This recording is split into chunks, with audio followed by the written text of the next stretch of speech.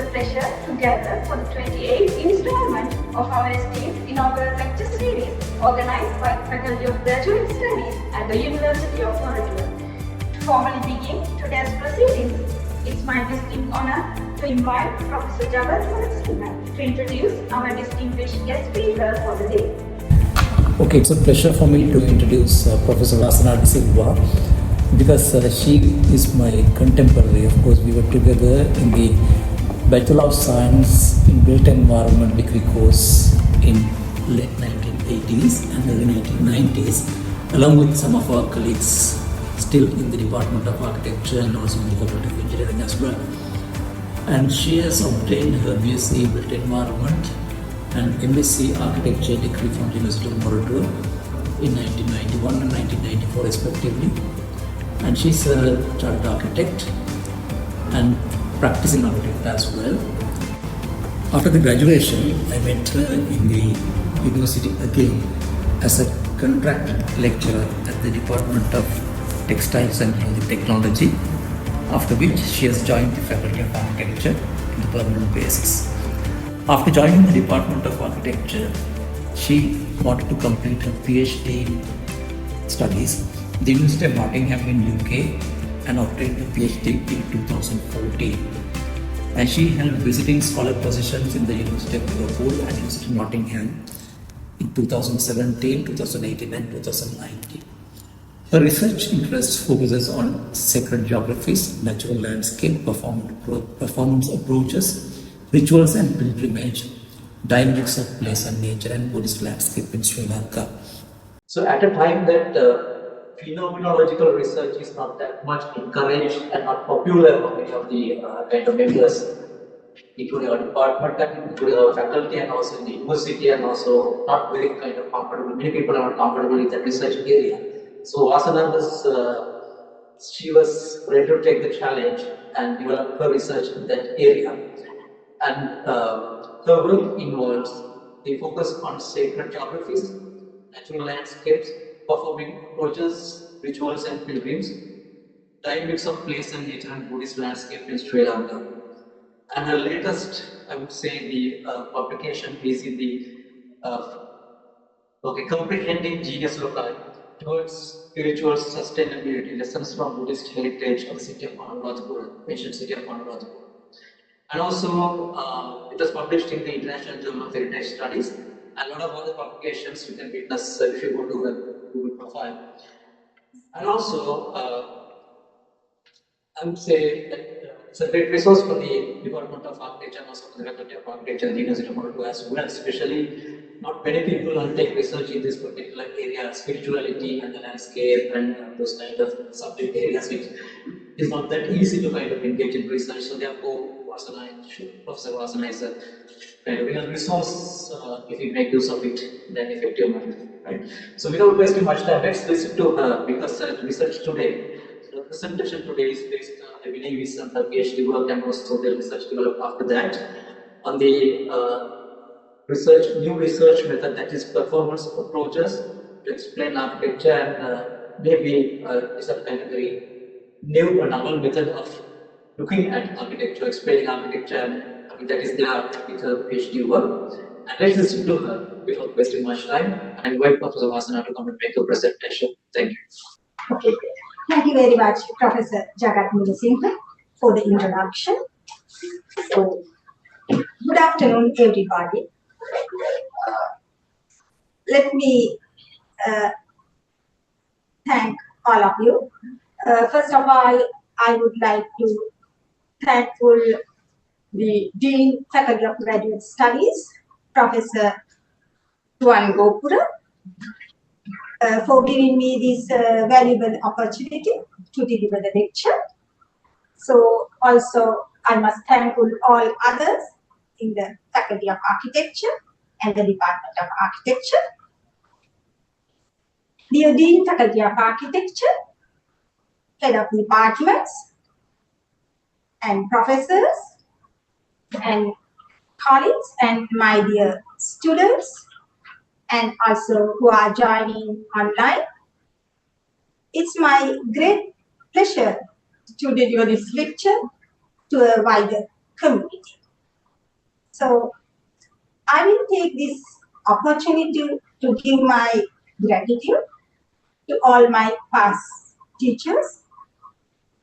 Also, my deepest gratitude go to my teachers, two teachers, late architect Vidurashri Namuni and late architect Christopher Lisera, who always encouraged my thinking and my design. Then my deepest gratitude goes to my late parents, from whom I have learned sense of humanity. And I will give my sincere thanks for my PhD professors, the Professor Jonathan Hale, University of Nottingham, who is a leading pioneering member in architectural humanities research and who has guided me in that area. And also Professor Nicole Parker, who guided me in the landscape research. And also my local supervisor, Professor Harsha Munasinghe, who always helped me when I was doing case study research in Sri Lanka. Then my sincere thanks go to all who I met through my life journey, influenced me, and made me more strong.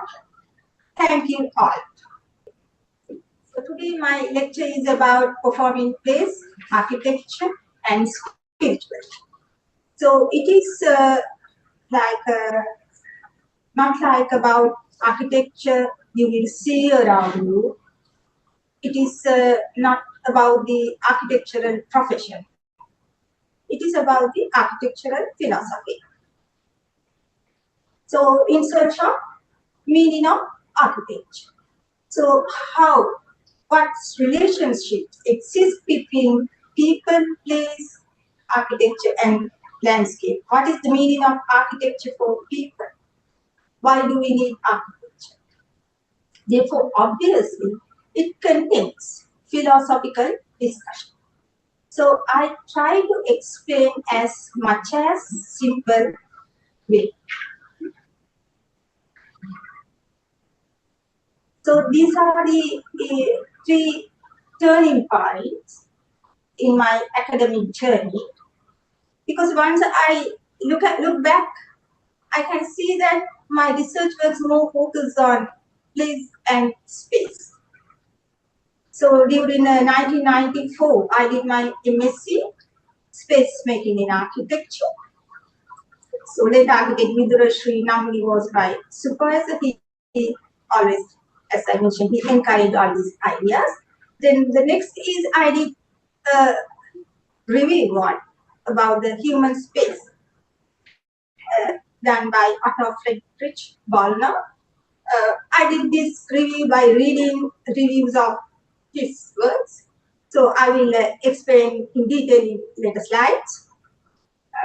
Then my PhD thesis is about performing place. All these are about space concept in architecture. And even before I started my university education, I was fond of space travels, and I did so much of pictorial studies, pictorial stories about the space travels, like that. But you can see that space and this space is different. So this is the first lecture I used to give to my students for them to understand about the architectural space and why space is the most important in architecture. Because all of you know that without space, we will not be able to live. Although architecture, buildings, those windows, roofs, all these there, if space is not there, can we be there? Because we can't live in these solids. Space is the most important component in human world.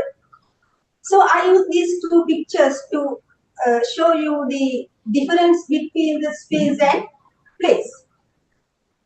Place is defined within architectural elements or natural elements.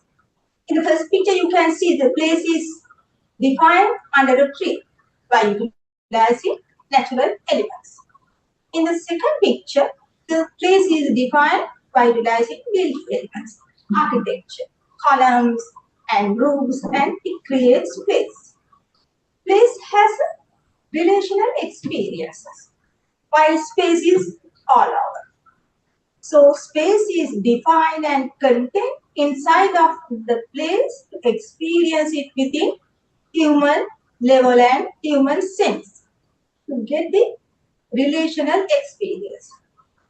We feel we are here in a place in relation to the under the tree, under the shadows of foliages, you will experience. In the next one also, under this is and Wayside umbrella, Wayside rest house, you feel how comfortable, how it creates some here, some protected enclosure in the place. So being it's the responsibility of architects to create good places for people, experience the space within the human levels. I have taken this verse from my MSc dissertations and I go through again in what I did it. So this is really interesting verse about the space and its importance to our life. This was written by Lao Tzu, who were in 550 BC, that's 6th century BC. Lao Tzu was a Chinese philosopher. The core of his philosophy is Tao, the way of becoming. The way of becoming is important phenomenon in my discussion. How we see the world, how we understand the world, and how we live in this world. So this verse in the first verse it says about the 30 sparks converge upon a single hub, and it is the hole in the center that the use of the car hinges. How important that hole as a space to make that car hinges. So we make a vessel from lump of clay. It is the empty space within the vessel that make it useful, not the it's a vessel's lump and its boundary and the part. It's the most important is the space. Then we make doors and windows for a room, but it is these empty spaces that make the room livable, not the windows or exactly what's contained inside. The empty space is the most important. So if this space is not there, we will not be able to live there. Thus, while the tangible has advantage, it is the intangible that makes it useful. So, all this for you to think further about how important is the space for us to live in this world. Then these are the inspirational works for my continuous research and thoughts. This is about my first research paper, which I have done in 2007, about the human space. So Otto Friedrich Wallnau, he was a German philosopher, written about the human space. So he tried to explain about the human space. As humans, we are spatial beings. We always in the space, we create the space. So the surrounding world is spatial. So his concept of space essentially relates to man and his experiences, which are largely confronted with the modern concept of infinite, boundless Cartesian space that we always try to examine in day to day. That is a 3D space. So Warner's concept of human space concept is expressed by polar relations, two opposites that vibrate between physical and non-physical realms.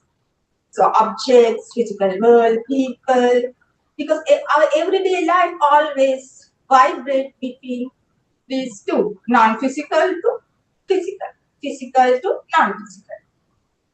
So Wallnau's anthropological sense of human space, the anthropology is the study of human beings from the history, prehistory, during the evolutionary time, how they understand the world around themselves.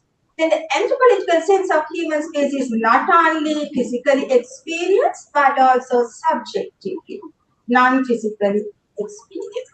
Real space is with the human and around the human. The experience are these. Uh, then that's Wallnau's ideas about the human space. So this book was written originally in German and it was translated to English in late 2010 or later. Then other inspirational ideas I got from the philosophers, that is about the dwelling of Heidegger. His idea of dwelling is not a shelter, not a building. It is again more related with the space and human understanding of the space. People experience their existence on the earth as dwelling. When experience sense of place, our belongingness to the location. When we see, when we experience, we belongs to that place. When we see there's no separation between ourselves and the place, then we feel the sense of place and that express we are dwelling. You dwell, I dwell. Our being in the world, we are living. So again, that's related to how explain architecture. So if in a very nice, beautiful place, if we will not be able to see we belongs, our belongings to that place, although it's very beautiful, marvelous work, that means we are not doing. So then again, phenomenology of perception by Maurice Merleau-Ponty. So his philosophical thoughts again about around the body, about the human body. Body as the primary site of now in the world, because we learn and understand the world around us through our body. So he explains circumspective understanding of the world. It is not we are getting the understanding not only through our eyes. So as the subject object we understand all around the world around our body. These concepts are really important to architecture and landscape studies and for all these areas related to the buildings and environment. So because we create the world, we design the world for people.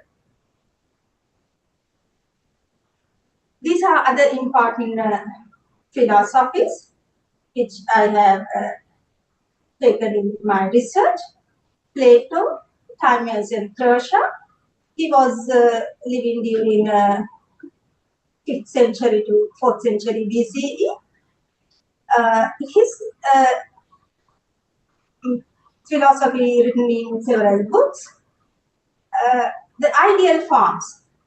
Ideal forms are most important. He explained ideal forms are passing from non-physical to physical.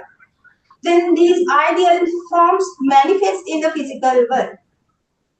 This passing from non-physical to the physical is some moment, it flourishes, it creates, it becoming the place. As so he mentioned, it is like that becoming passing ideal from non-physical to physical as core, as the receptacle of becoming. It flourishes and diminishes. So it's not an object, it is a kind of way of becoming, how space is realized by humans. Then the topos, he explained, topos are the physical things where it relates to buildings and towns and cities, but topos guide and encourage the fora of becoming, if topos are the correct topos. So there is interest in understanding behind this. Then Gautama Buddha, as all of you know, who lived in our context during 5th century to 6th century BC. I think all of you are familiar with the Four Noble Truths. I argue the Four Noble Truths also explain this kind of spatial concept where we understand, where we reveal in our day-to-day life, in everyday life of becoming place. Pain and origin of pain relates to topos, physical things. Topos guide. The pain is not as we think as it is the dukkha or dukkha. It's more than that. So physical world, physical things, physical topos, all guide to gain the non-physical. Stopping of pain. That is in the non-physical realm. By leading. So that is also becoming the place, it coming, and so it is a common experience we all are getting in our day-to-day life, but we neglect. This will be happening in different scales, in different levels. The ultimate thing must be the enlightenment. But as human beings in our day-to-day life, in everyday life, we all are getting this kind of experience, spiritual becoming and diminishing with the human space we are experiencing in our everyday world. So, topos, where Plato explained, and also Gautama Buddha's dukkha, the pain and the origin of pain, is related to physical. So again, we can divide these topos into natural elements and built elements. Natural elements are the natural landscape, topography, geography, rocks and mountains, trees and grooves, water. There are many studies about this sacred landscape, mentioning about these rocks, mountains, trees, and grooves as the sacred elements in sacred landscape. Then built elements, where arts and architecture, physical elements, physical man-made components reflect the topos. So, can all man-made things be topos? No, because topos represent sacred. When these topos, built elements, reflect the truth, beauty, and good proportions, only we can say these are sacred built elements. Good proportions means about the geometry, proportions, sacred geometry. So that sacred geometry guide people to understand the non-physical, the spiritual, to get the spiritual awareness. When these sacred geometries reflect in our art, architecture, and physical elements, we see the beauty of it. That beauty is not only related to these physical things, it has the link, extension to the non-physical. So that is the truth. So if that is the truth, as explained by Lord Buddha's simple noble four truths, and also Plato's. So, in our context, the understanding of aesthetic pleasure, truth, and beauty is the key theme in Eastern philosophies. These are not written as philosophies, but they are inscribed in manifested as in arts, architecture, culture, and landscape of this region in our social cultural system. By performing all these, people experience spiritual dimension. So this spiritual awareness is not a very extreme kind of sacred thing as we think that it is happening, it is experienced in our daily life. But the final thing would be the enlightenment. So these kind of mandala pilgrimages are common in our context. There are different types of mandala we use in the making buildings, in planning, in city concepts that represent again the sacred geometry. And on top of these mandala, it is the myth. Myth relate the physical thing to the non-physical. Myth superimposed on the sacred geometry.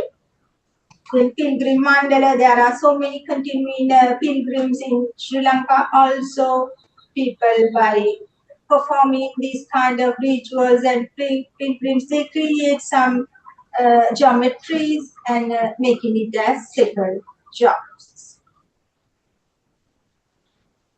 So, by considering all these, we can explain the space we experience in our day-to-day life. The place has two parts, the non-physical part and the physical part. Physical part represented by the topos that related by the non-physical side. So buildings, architecture, cities, villages, people, cultural social systems, their performances, all this belongs to this physical world, that is the topos. But that has connections, that make connections to the non-physical. So that is happening as flourishing, becoming like that means the place is dynamic. It's not static. It's coming, the God, dimension. Place is dynamic. And place vibrates between two opposites, physical side and non-physical side. Place flourishes and diminishes. So it is not the three-dimensional void as we understand. In topos, if topos represent sacred, topos, sacred natural elements and sacred built elements, guide to the other side to the becoming place. Aura. So, what is the issue today? In our context, in today's issue is we see and we try to understand only the half of the place. The other half, the non-physical side, is totally neglected in today's uh, people through policies, politics, education, planning, design, landscape design, and through all these, we will look at only half of the place. So this, and we are looking only to the beautification of these, what we see only as visual appearance. But the real beauty is not that, as I explained earlier by employing Plato's ideas. It's the real beautification is with the truth, beauty, and good proportions that link the both sides, create the holistic nature of the place.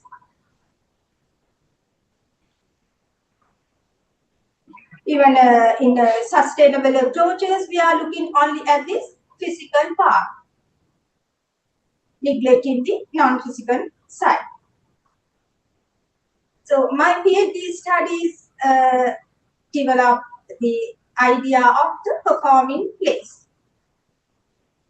The body as the institution of understanding and manifesting the world around us. So the world is around us. We understand and create. So by performing several different activities, the place is produced. So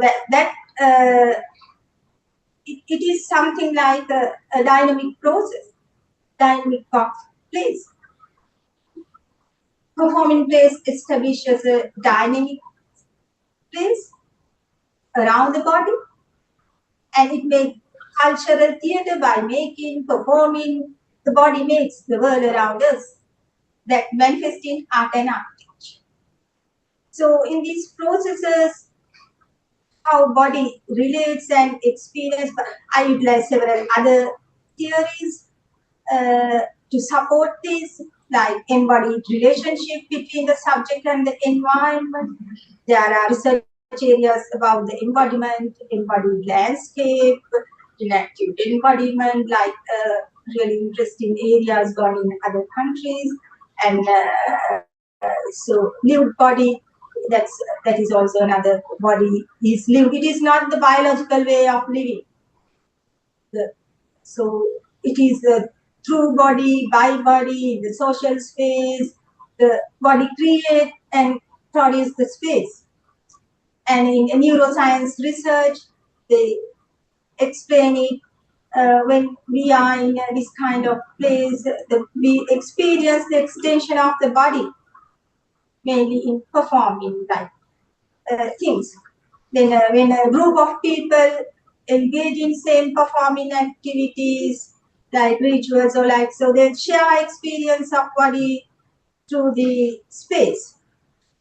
Again, the busyness of being, walking and movement, all these are landscape research. Encountering landscape is again like pain and origin of pain, because landscape is really helpful to understand. So it is not just sitting by walking, by getting the experience, combating landscape, all these related to the pain, and how that again would helpful to understand the other side. So my PhD thesis developed an employed and original research method by incorporating all these to explain architecture. So performing plays, it is like through acting, making, network of relationship, body produce the place and space.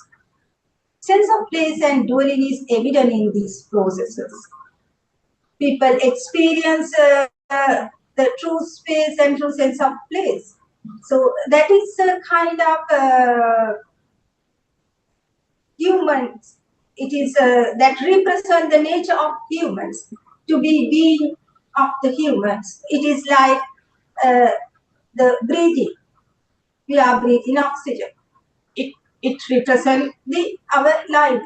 Similarly, the true nature of humans reflect in these kind of processes. The being in this world, we are living, we find our life, our existence in this world by performing this kind of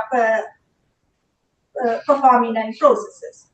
Even sometimes without architecture and building, the place is established and people do it. There are so many evidences and examples we can find especially in the primitive cultures. So they are having the sense of meaning of architecture dwelling. So professional architects may be cross with me when I'm telling like this. So performing plays unfolds a realm in which people make integrations with nature in creating landscape and place by means of narrating, celebrating, making, imagining, crafting, drawing, singing, dancing, playing music, etc., etc., all kind of performing action. They create the place and they live in the place. This kind of experiences we are getting, you can see in not only in primitive cultures, even when you hear very good music, very good song, you can see it makes the place, it makes the dwelling. Then ritualistic behavior establishes a performing place. There I have used the ritual behavior in my PhD to examine the performing place. Ritual behavior is a technique used to enter into this holistic realm core, to gain coming into that performing place, to engage into that holistic realm by understanding the two polar dimensions, the physical and the non-physical. Ritual behavior in traditional cultures and primitive cultures is characterized by divine experiences within mundane daily life performed, journeys to the supernatural world, spiritual journeys, out of body experiences. So these are some, as I have shown in neuroscience research, now they are doing this kind of research about bodily extension and embodied experience, and also the cyclic nature, repetition, that shows the dynamic of the place. Place comes, planes becoming and diminish. And they are gaining into holistic vision and separate geometries like experience of center, axis, and that symbols of these through cosmic pillars are evident. Also symbols of ideal forms, forms of good that passing from non-physical to physical as archetypes. So through this kind of life theater performing of all these, they celebrate their life and the place. So in order to understand, in order to apply some phenomenological kind of research, so if we utilize this kind of ritual behavior, so we can see that made some interesting truthfulness about to understand about this kind of research. So rituals and ceremonies, pilgrimages are common in our country, in our context. But history of these goes to very ancient time, to the prehistory, even before the Buddhism and the Hinduism. That means that these rituals represent the anthropological sense of people.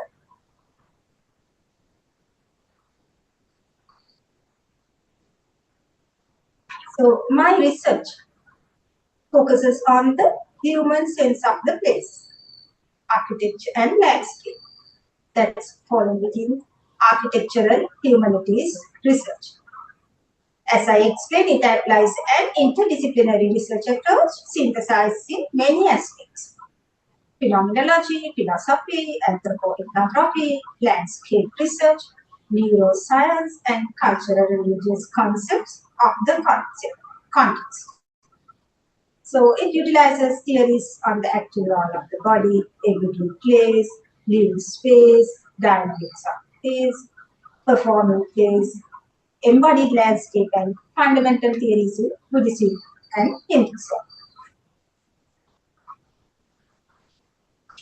So my main research question in my PhD was, what is the role of rituals and festivals continuing in traditional sites of Sri Lanka?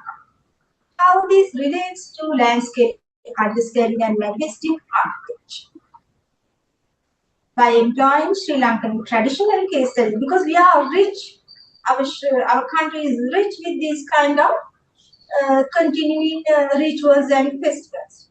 So the research examined how these places have been organized environmentally, socially, culturally, and religiously, and activate a holistic performing system, unfolding the other side of the place and gaining a spiritual understanding. So it examined several case studies first and categorized about 25 to 30 case studies. So what we can observe is our country, Sri Lanka, is again rich with distinctive characteristics of natural lands, natural topos that represent the sacred geometry. So in variety of these kind of locations, we see how these natural topos are incorporated with built elements. Natural elements and built elements are incorporated and create the final place, mainly in Buddhist landscapes. And that is happen through performing the place. So this performing still continues in these sites.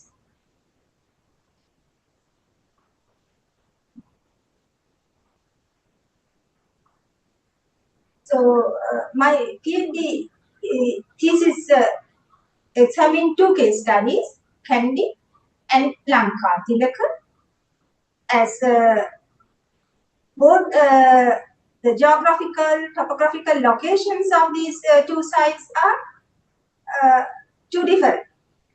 While Kandy is a triangular shaped valley enclosed by 3 mountains and a river.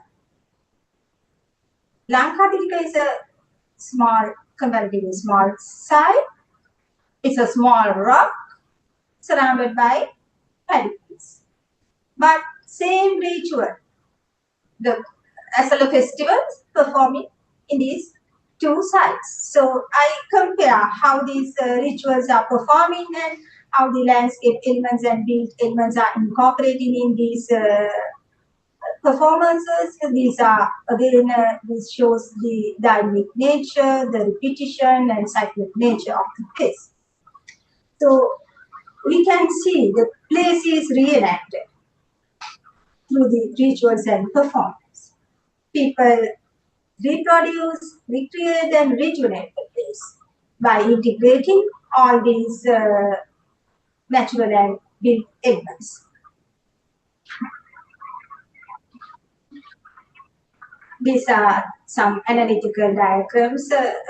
So all these represent by the pathways, paradings, and performings, and that coming out of the sacred geometry, centers, axes, entrances, enclosures.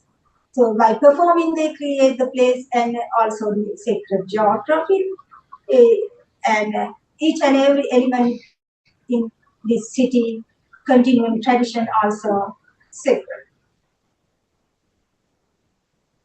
So this is another research after my PhD, which I am continuing in Kandy. This paper examines the role of natural landscape elements in traditional city concepts and how these natural features guide the place and its orientation to establish a sustainable city, resilient and responsible architecture. Because we can see in the new urbanism in Kandy, because there are so many buildings coming out in a mountain, because their main aim is to get panoramic view. Then at the end, the all green mountain become some built thing covered by the buildings, houses, and so many things. While the traditional city limited in the valley, preserving the mountains and the forests and urban ecology, because there was a really interesting coexistence between the natural element and built elements in our cities, Kandy and Anuradhapura and all the cities. So now it's we can see the understanding of these cities and places are getting different. So this is the life performances, characters, physical mythical element in Kandy during 1815. So the Kandy city also, same as other cities, it's superimposed by myths and rituals and stories. So each mythical element represent in the real city. There is a physical element related to the mythic element, same as the divine concepts like Sakra, divine beings, and king also divine, that represent the same similar life performance in the city, the mundane world.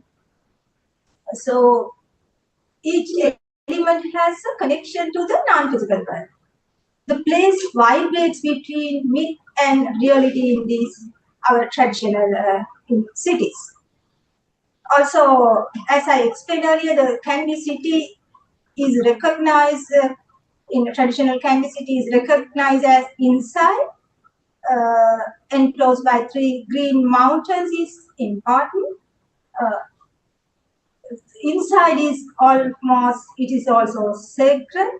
Inside reflect axes and so uh, kings all are living in the same uh, 3D valley, experiencing this the same nature of physical and non-physical vibrating within that inside of the city. Because of that, I will explain it in detail later. Uh, because of that, all the architecture built elements are in that represent inside character, intimate scale in Kandy.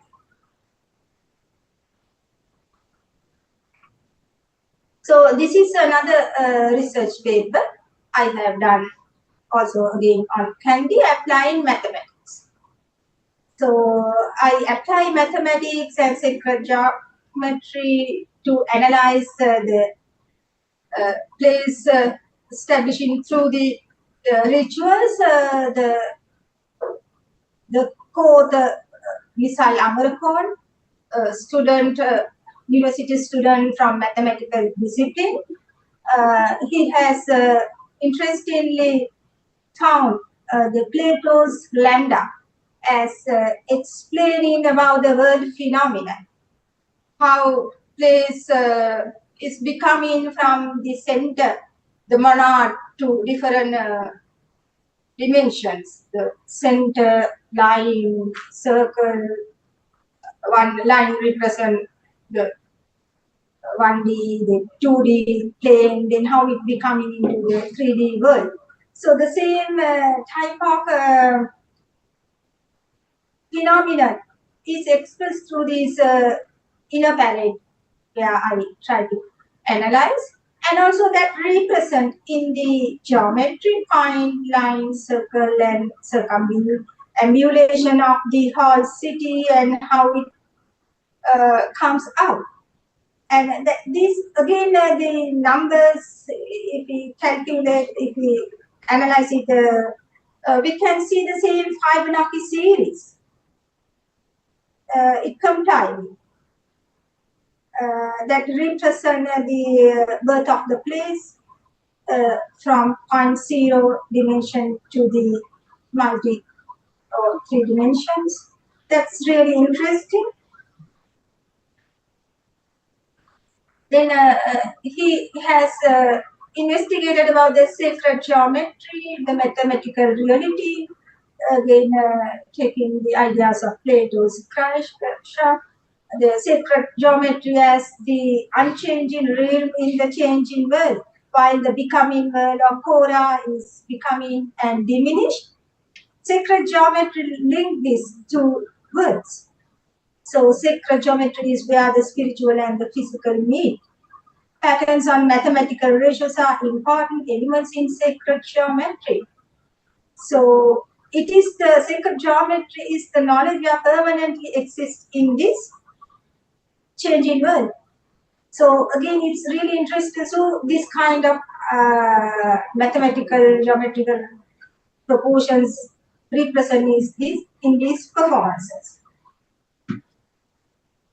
So the parade, the SL festivals, they always take the circumambulation, that is the clockwise direction, and also spiral movement. So that also related to the golden spiral, which represent the same temple square as the sacred origin. And when we analyze the city concept, the center, the temple square, and this valley, they have understood as the sacred. It is king and God Vishnu. They are in the higher levels of the mountains, and they invite protecting the insa, the spiritual insa. So these are the sustainable geometries that sustain the city with the geography and the landscape. So we can see architecture, city, landscape, and social cultural system, the performing system of the traditional city manifests the agreement between the sacred geometry and the sacred geography. That is why all these building elements, the huge stupa in Anuradhapura, in very small, intimate scale in Kandy, they by responding to the landscape and understanding the geography. Then my further studies in Anuradhapura, heritage city,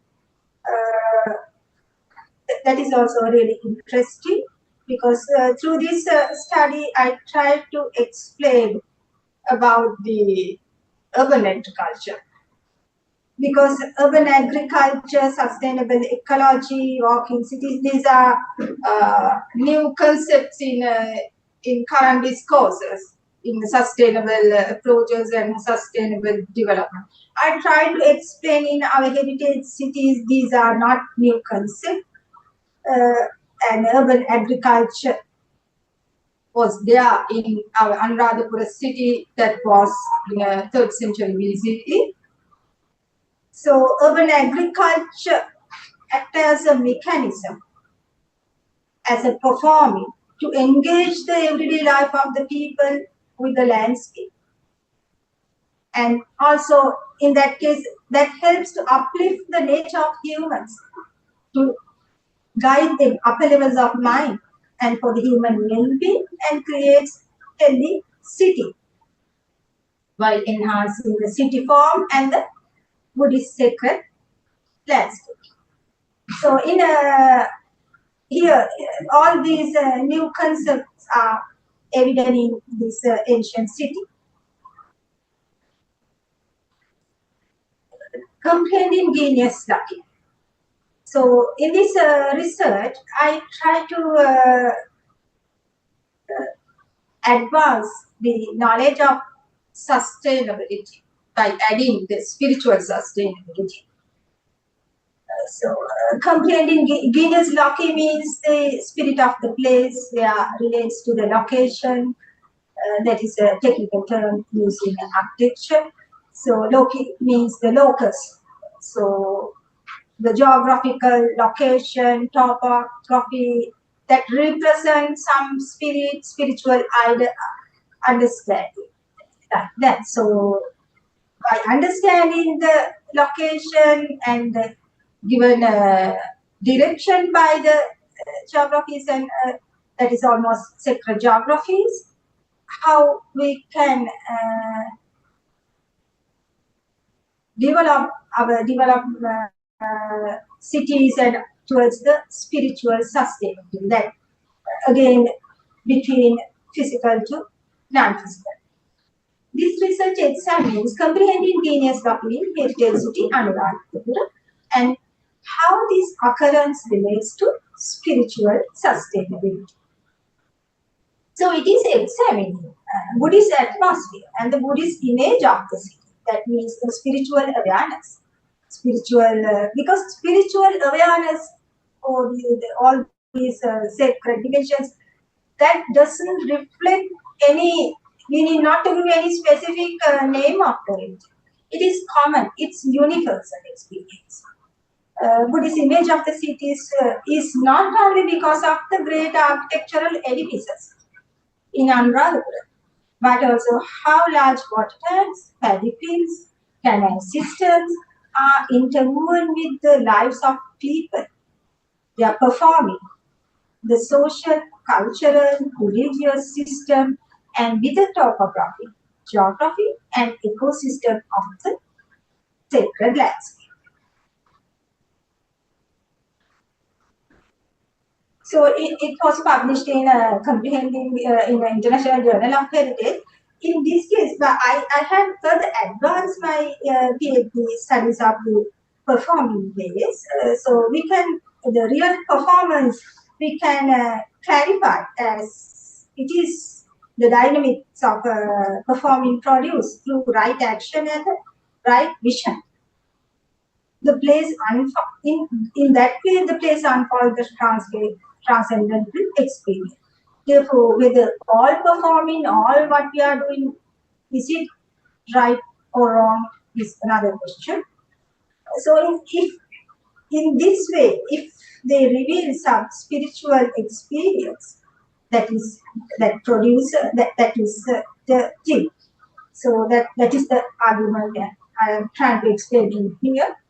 And this is the, in this volume, after that, they have selected my picture to be the cover page of the issue 7, because I want to show this thing, how the international community value our cultures and heritage. So this is the criteria I have developed by analyzing all these in this research, how we can understand, how we can examine the right system, the topos, as that is the right. This is some criteria, and also the performing by employing right vision and the right action. So right system is like it is, if we see it's as these following spatial dimensions, order and experiences. Center, axis, enclosure, as I explained earlier, almost as sacred.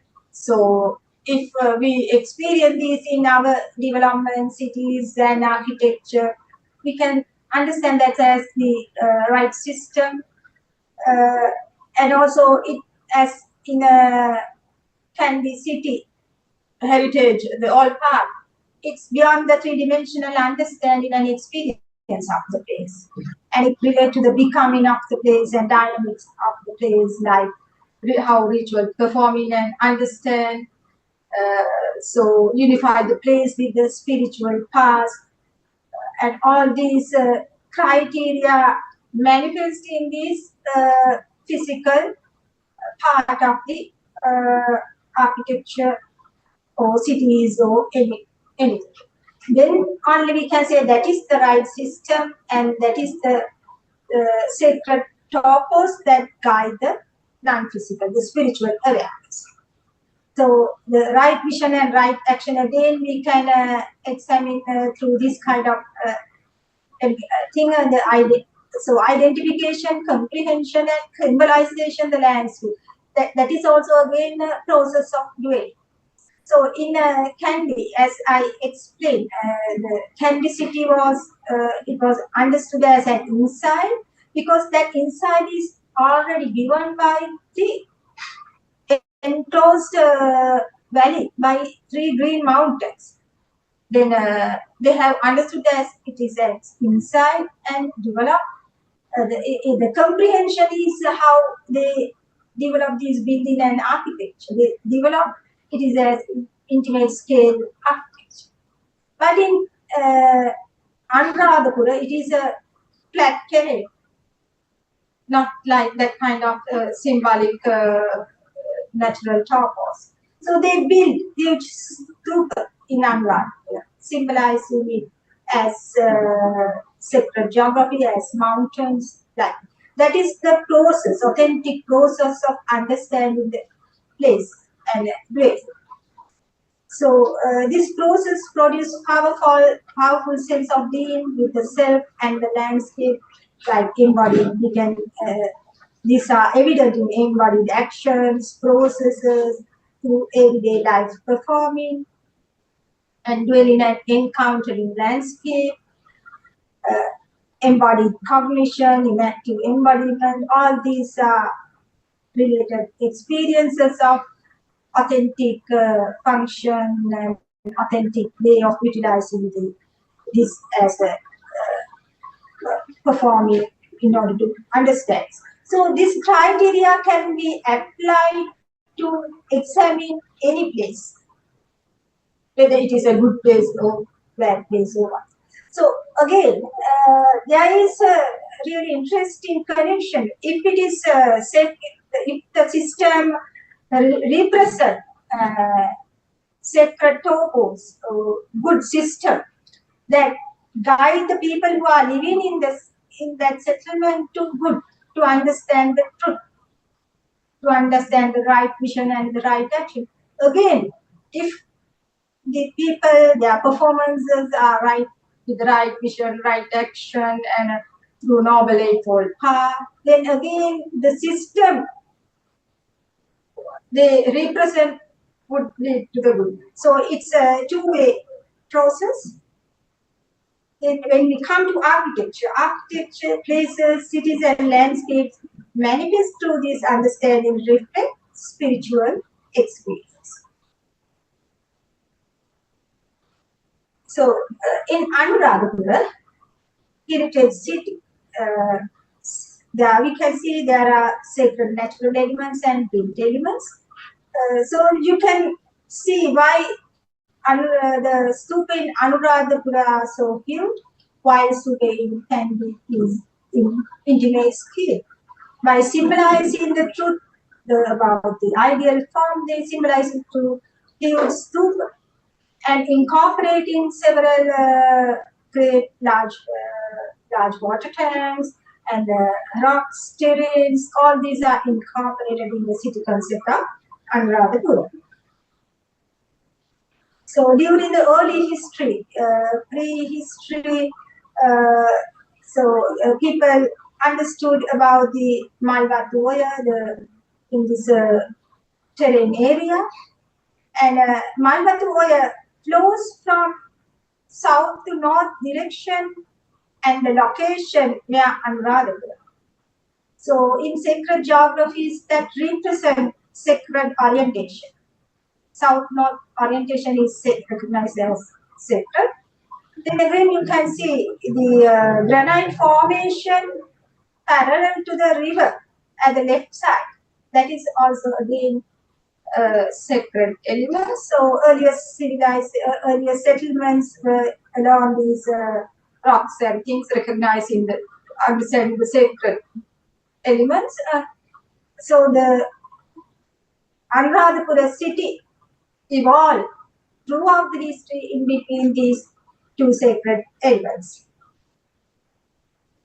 So this shows about how Anuradhapura has been developed throughout the history, from the prehistory up to the Buddhist city. So the main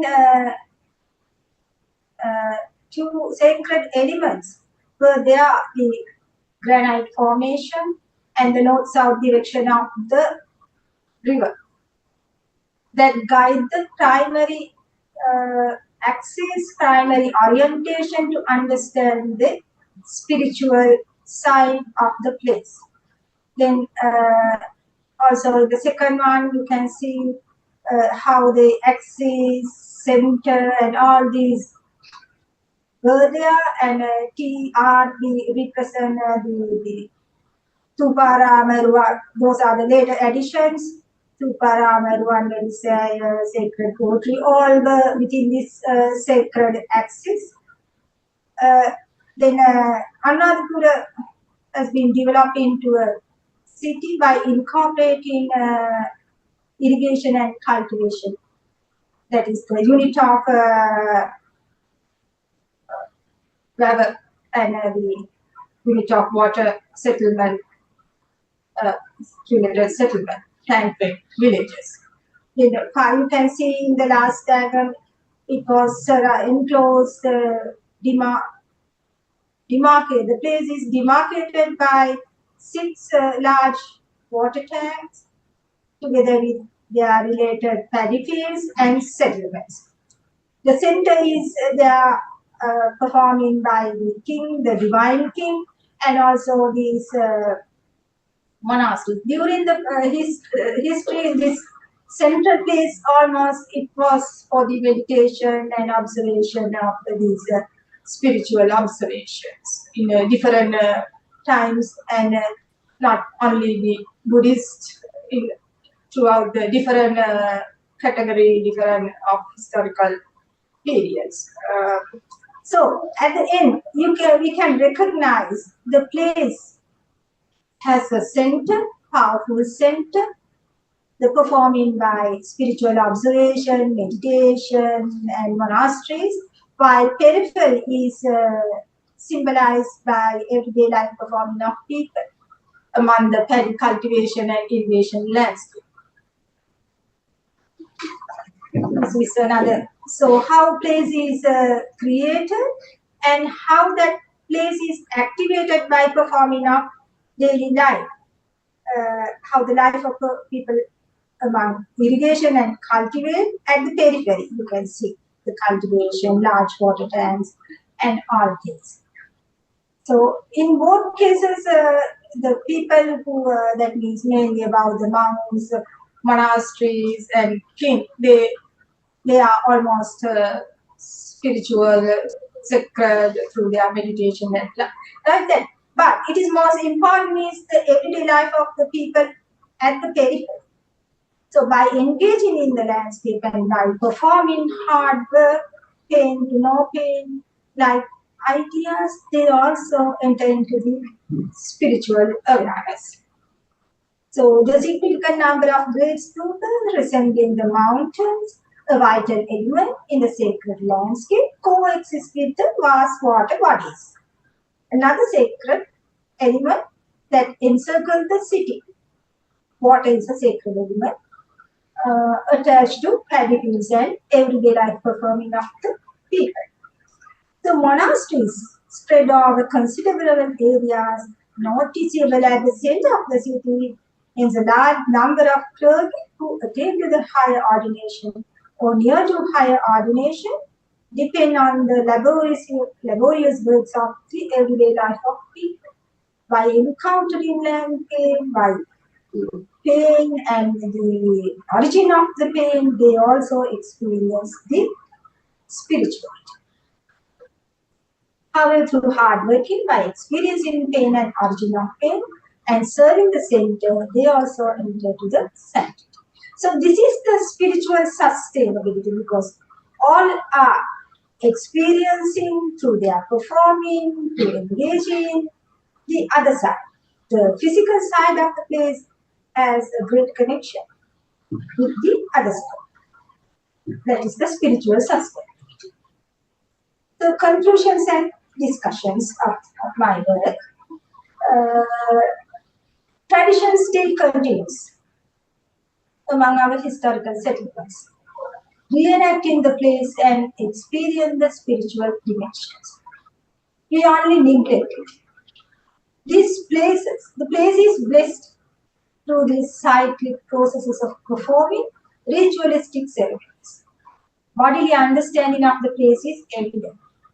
You also can see how live this performance, how much life and some spirituality creates in these places with the performances. Heritage cities and settlements of Sri Lanka provide valuable resources to advance the knowledge of architectural philosophy and sustainable development from non-Western. So spiritual experience is evident in many historical cities.